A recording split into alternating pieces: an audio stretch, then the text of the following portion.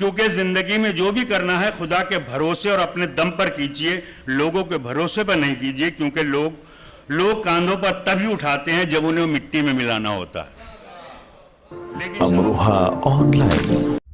ایک شہاب وہ ہے جس نے اڑیسہ سے مکہ مدینہ کو ناپ کے اس کی دوری کو کم کر دیا۔ ایک شہاب یہ ہے جس نے 100 سال کے بعد مصفی کے بعد اپنا دیوان ترتیب دے کر اہل امروہہ کو فخر کرنے پر مجبور کیا۔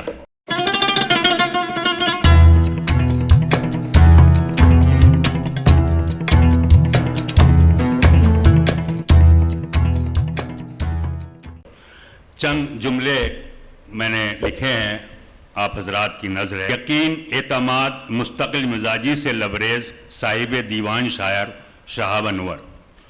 یوں تو کہنے کے لیے لفظ یقین ایک چھوٹا سا لفظ ہے جس کو پڑھنے میں 1 سیکنڈ لگتا ہے، سوچو تو منٹ لگتا ہے، سمجھو تو دن لگتا ہے، لیکن ثابت کرنے میں کبھی کبھی پوری زندگی لگ جاتی، لیکن اس کا حق ادا نہیں ہو پاتا۔ یقین کے ساتھ بھروسہ بھی اپنی معنویت رکھتا ہے۔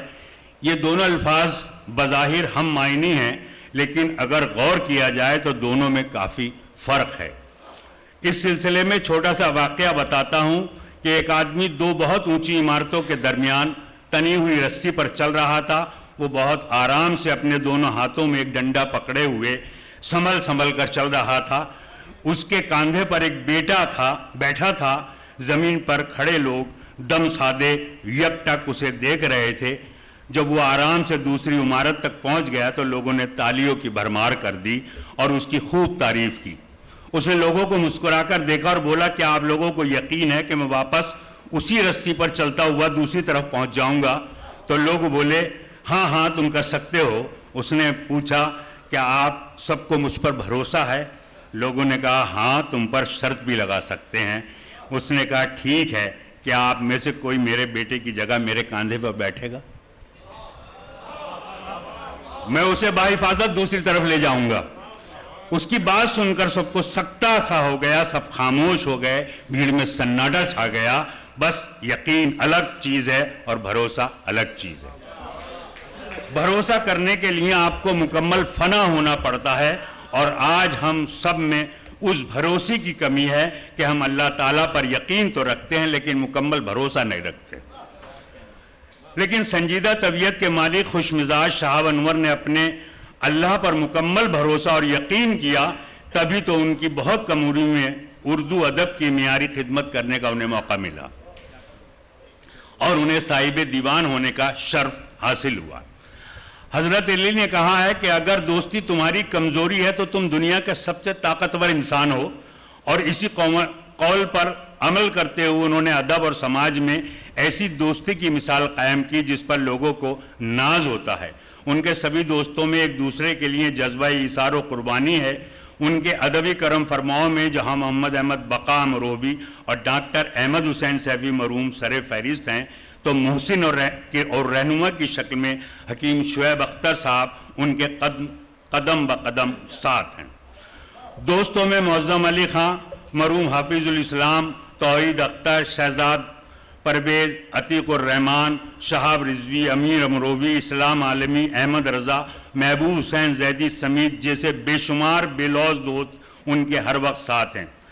اگر بحیثیت ایک شاعر یا ایک شہری ان کی زندگی اور جد و جہد پر غور کریں تو بہت سے ایسے حقائق سے دوچار ہونا پڑے گا جس کا ہم کو آج تک علم نہیں ہوا۔ کیونکہ دنیا کے سبھی لوگ خوبصورت ہوتے ہیں، بدصورتی تو ہمارے رویوں اور سوچ میں ہوتی ہے، لیکن ہم یہ طے کرنا ہے کہ قبر کے اندر یا قبر کے باہر کسی ایک جگہ تو دقت اٹھانی پڑے گی، کہاں اٹھانی ہے یہ ہمیں خود ہی انتخاب کرنا ہوتا ہے۔ کیونکہ زندگی میں جو بھی کرنا ہے خدا کے بھروسے اور اپنے دم پر کیجئے، لوگوں کے بھروسے پر نہیں کیجئے، کیونکہ لوگ کاندھوں پر تبھی اٹھاتے ہیں جب انہیں مٹی میں ملانا ہوتا ہے۔ لیکن شہاب انور کی گفتگو میں جو یقین اور بھروسہ دیکھا جاتا ہے بہت اہم ہے۔ ایک مفکر نے لکھا ہے کہ کائنات کی سب سے مہنگی چیز احساس ہے جو دنیا کے ہر انسان کے پاس نہیں ہوتی ہے۔ یہی احساس ہمیں رشتوں کو نبھانے، ان کو زندہ رکھنے اور قائم رکھنے کی ترغیب دیتا ہے۔ جان ایلین نے اپنے ایک شعر میں کچھ اس طرح کہا کہ بے حسی شرط ہے جینے کے لیے اور ہم کو احساس کی بیماری ہے۔ اور لیکن شہاب انور کہتے ہیں کہ کیا قیامت ہے کسی کی یاد بھی آتی نہیں، بس گئی ہے مجھ میں شاید میری تنہائی بہت۔ اصل میں ان کی شاعری کا محور ان کے آس پاس کا ماحول ہے جس کو وہ ہر وقت پڑھتے ہیں۔ انہوں نے ایک اچھے شوہر، ایک اچھے بیٹے، ایک اچھے بھائی، اچھے والد، اچھے استاد، اچھے دوست، اچھے منظم اور ایک اچھے ذمہ دار شہری اور ایک اچھے پڑوسی کا حق ادا کیا۔ انہوں نے اپنا ہر کردار مکمل انصاف اور حق پسندی سے کیا ہے۔ دنیا کو بتانے کی مکمل کوشش کی ہے کہ اگر انسان چاہے تو اپنے لیے جنت دوزخ کا انتظام یہی کر سکتا ہے، شرط یہ ہے کہ وہ ثابت قدم ہو۔ شرط یہ ہے، اور محبت اور عشق کا بس ایک ہی کلمہ ہے، شرک دونوں میں حرام ہے۔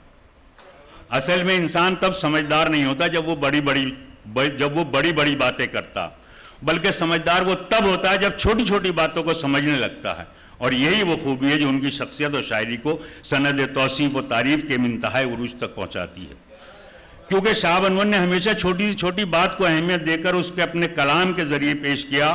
انہوں نے اپنے کلام سے انسان اور انسانیت دونوں سے محبت کرنے کی ترغیب دی ہے۔ مولانا روم نے لکھا ہے کہ اگر میرا علم مجھے انسان سے محبت کرنا نہیں سکھاتا تو ایک جاہل مجھ سے 1000 درجہ بہتر ہے۔ زندگی چھوٹی نہیں ہوتی، بلکہ ہم جینا ہی دیر سے شروع کرتے ہیں، اور جب تک راستے سمجھ میں آتے ہیں تب تک لوٹنے کا وقت ہو جاتا ہے۔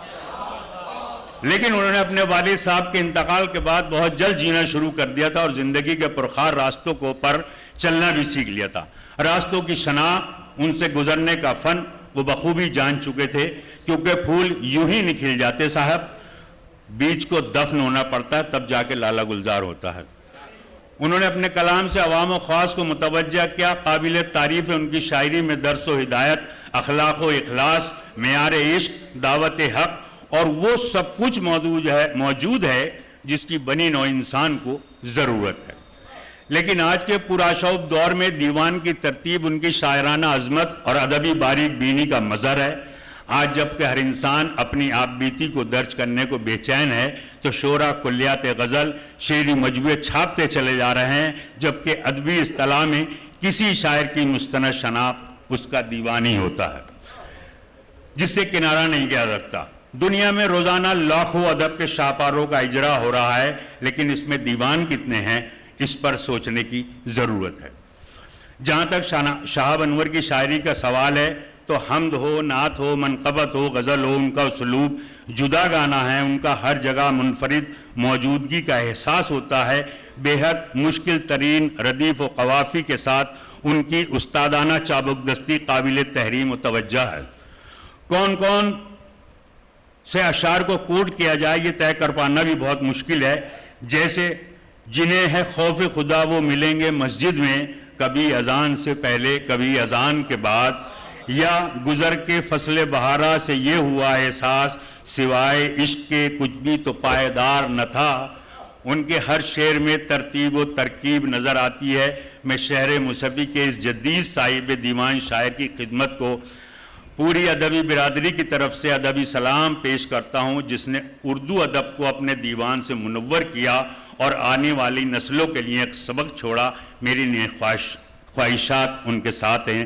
خدا حافظ۔ اور ایک شعر آخر میں ان کے لیے کہ اہل دانش کیا بھلا سمجھیں گے راز فصل گل، اہل دانش کیا بھلا سمجھیں گے راز فصل گل، مجھ سے پوچھو میں اسی موسم میں دیوانہ ہوا۔ Amroha on line.